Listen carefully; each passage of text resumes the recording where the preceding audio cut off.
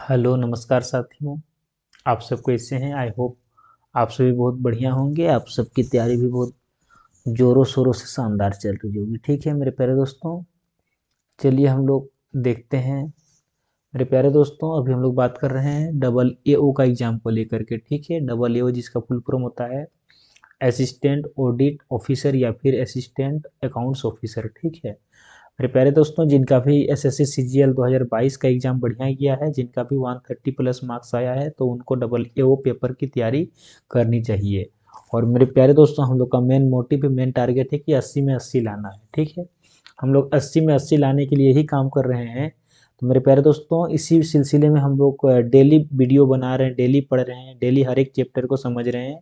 तो मेरे प्यारे दोस्तों, इससे पहले हम लोगों ने 5 चैप्टर को कंप्लीट कर लिया है और छठा चैप्टर के हम लोग थ्योरिकल पोर्शन को समझे हैं, है ना, जिसमें हम लोग देखे थे अकाउंटिंग प्रोसेस एंड बेसिस को, है ना, कि अकाउंटिंग के कितने प्रोसेस होते हैं और कितने उसके बेसिस होते हैं। तो और आज हम लोग उस चैप्टर के एमसीक्यू को डिस्कशन करेंगे। ठीक है, हम लोग का टॉपिक का नाम है लेखांकन की प्रक्रिया एवं आधार, यानी कि process and bases of accounting, और इसी के हम लोग आज एमसीक्यू को देखेंगे।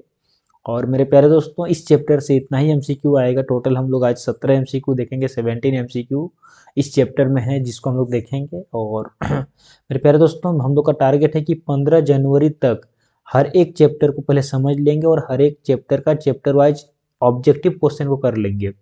और उसके बाद हम लोग दोस्तों प्रीवियस ईयर पेपर को डिस्कशन करेंगे, प्रीवियस ईयर में आए हुए क्वेश्चन को डिस्कशन करेंगे। उसके बाद हम लोग एक्सपेक्टेड क्वेश्चन पर डिस्कशन करेंगे। तो इस प्रकार से हम लोग एक कंप्लीट प्रिपरेशन इस चैनल के माध्यम से कर लेंगे और हम लोग को 80 में 80 आएगा, है ना।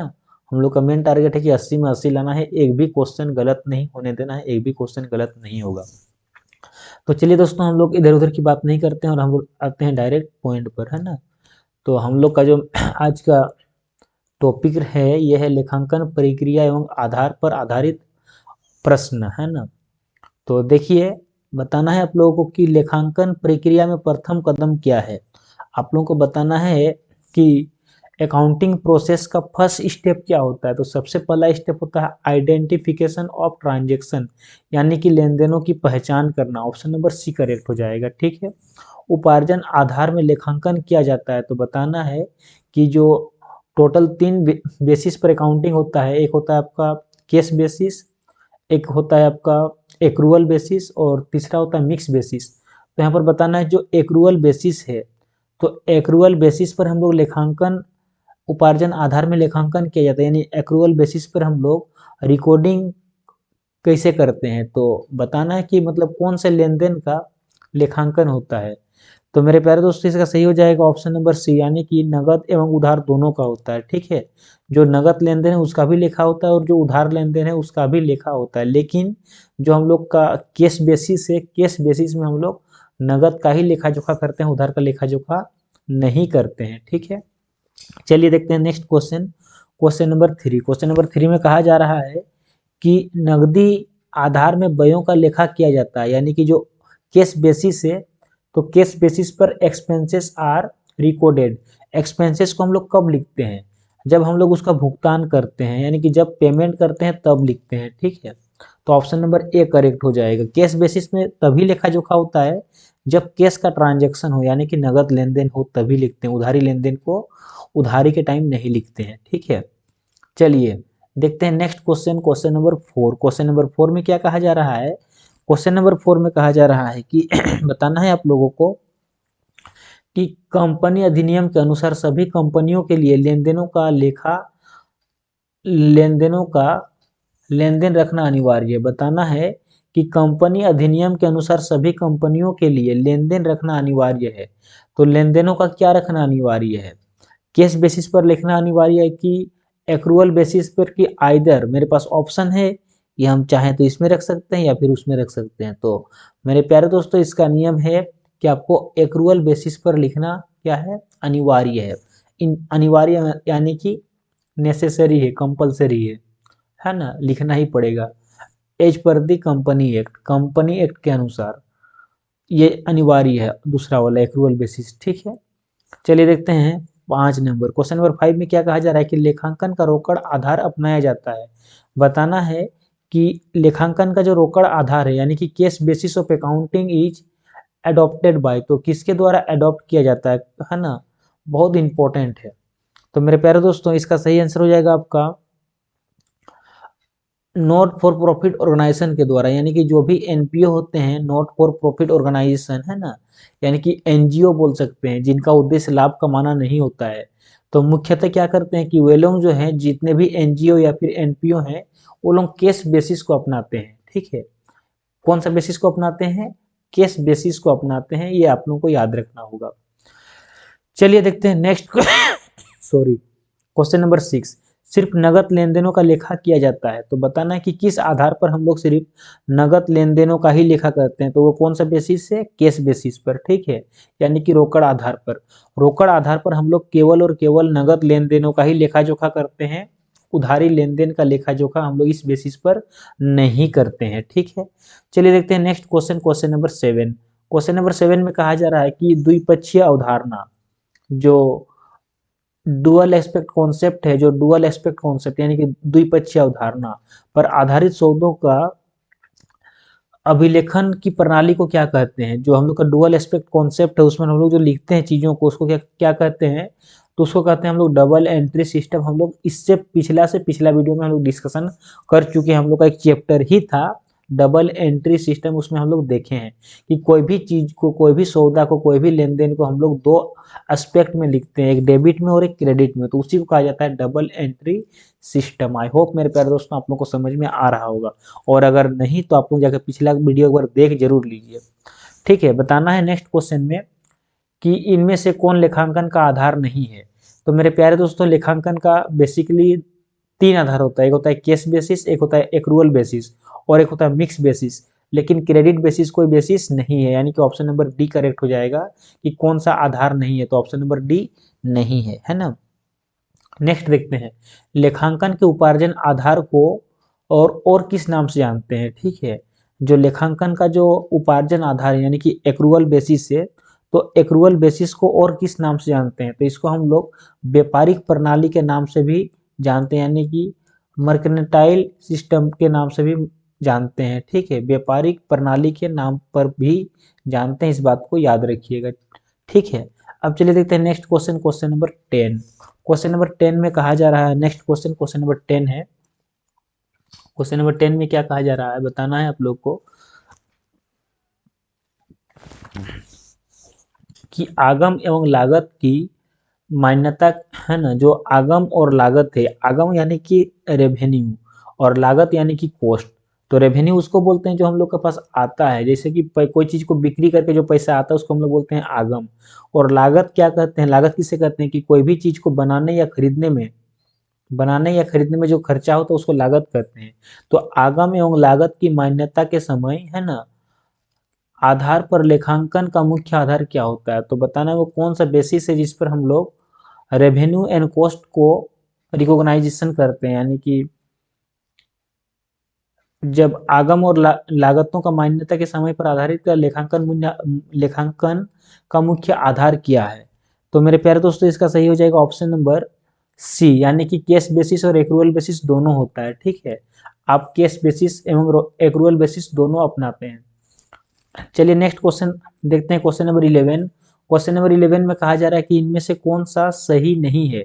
आप लोगों को बताना है कि कौन सा सही नहीं है, सही है नहीं पूछा है, कौन सा सही नहीं है पूछा है। Which of the following is not true, कौन सा है जो ट्रू नहीं है। तो चलिए देखते हैं, पहला पहला ऑप्शन को हम लोग पढ़ते हैं कि नगद आधार पर लेखांकन करते समय लेखा पुस्तकों में लेन देनों की प्रविष्टि नगद के भुगतान या प्राप्ति के समय की जाती है। ये जो बात है बिल्कुल सही है, ये बिल्कुल सही है। तो पूछ रहा है कि कौन सा सही नहीं है। दूसरा, उपार्जन आधार के अंतर्गत आय एवं लागतों को लेन देन करते समय मान्यता दी जाती है। ये बात भी बिल्कुल क्या है, ये बात भी बिल्कुल और बिल्कुल सही है, यानी कि ये बात भी सही है। देखते हैं कि कौन सा सही नहीं है। लेखांकन मानक लेखांकन के नियमों, निर्देशों एवं अभ्यासों से संबंधित लेखक विवरण है, ये बात भी बिल्कुल सही है। तो कौन सा सही नहीं है, व्यापारिक लेन देन के अभिलेखन की 3 प्रणाली होती है ना। इसके 3 सिस्टम होते हैं। तो मेरे प्यारे दोस्तों इसके 3 सिस्टम होते हैं, ये बात गलत है ना। 3 सिस्टम होते हैं, ये बात गलत है, क्योंकि यहाँ पर देखिए 3 बेसिस नहीं पूछा, सिस्टम पूछा है, तो इसलिए गलत है। चलिए देखते हैं next question, question number 12। Question number 12 में कहा जा रहा है कि लेखांकन प्रक्रिया है जो अकाउंटिंग प्रोसेस है, तो अकाउंटिंग प्रोसेस क्या है ना। तो मेरे प्यारे दोस्तों अकाउंटिंग जो प्रोसेस होता है ये एक अकाउंटिंग साइकिल है। साइकिल की खासियत क्या होता है कि साइकिल जो है, साइकिल में चेन होता है और चेन जो है घूम फिर के फिर बार बार वहीं आता है। तो जो अकाउंटिंग जो प्रोसेस है प्रत्येक साल रिपीट होता है। जो प्रोसेस इस साल अपनाए सेम प्रोसेस आप अगला साल भी रिपीट करेंगे। यानी कि हम लोग बोल सकते हैं कि अकाउंटिंग प्रोसेस जो है एक प्रकार का अकाउंटिंग साइकिल है ना। चलिए देखते हैं next question, question number 13। Question number 13 में कहा जा रहा है, क्वेश्चन नंबर 13 में देखिए क्या कहा जा रहा है,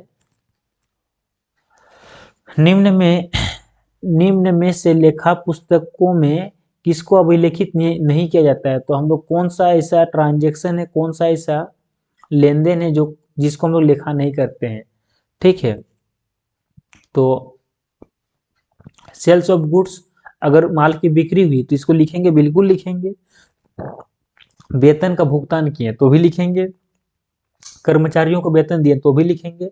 लेकिन माल की पूर्ति के लिए आदेश देना ये एक हवाई बात है, तो इसका लेखा जोखा नहीं होगा, है ना। अगर कोई किसी को ऑर्डर दे दिया कि मुझे 10 बोरा चावल चाहिए, बस ऑर्डर किया है, तो ऑर्डर करते ही नहीं लिखेंगे। कब लिखेंगे, जब हम उसको सुपुर्दगी कर देंगे, यानी कि उसको हम दे देंगे, है ना। कोई अगर हवाई बात ऑर्डर कर दिया कि हम इतना कुछ करेंगे, हमको इतना सामान चाहिए, इतना चाहिए, तो जब तक आदेश उदेश होता है ना, जब तक उसमें रियल घटना ना घटे, यानी कि जब तक हम उसको ना दे दें या फिर ना प्राप्त कर लें, तब तक नहीं लिखेंगे। अगर किसी को सिर्फ ऑर्डर मिलता है तो ऑर्डर मिलते ही नहीं लिखा जाता है ना। तो इसका हम लोग अभिलेखन नहीं करेंगे। ठीक है, आई होप आप लोगों को समझ में आ गया होगा। चलिए देखते हैं next question, question number 14। Question number 14 में कहा जा रहा है कि लेखांकन के नगदी आधार के अंतर्गत व्ययों का लेखा किया जाता है। यानी अकाउंटिंग का जो केस बेसिस है, under the cash basis of accounting expenses are recorded.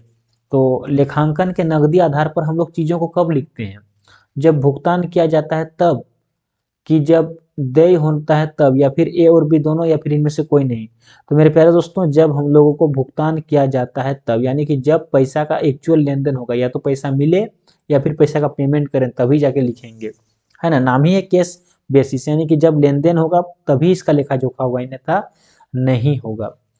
चलिए देखते हैं next question, question number 15। Question number 15 में कहा जा रहा है कि लेखांकन के उपार्जन आधार, जो उसका एक्रूअल बेसिस से लेखांकन के उपार्जन आधार के अंतर्गत व्ययों का लिखा जाता है। तो उस टाइम हम लोग व्ययों को किस टाइम लिखेंगे।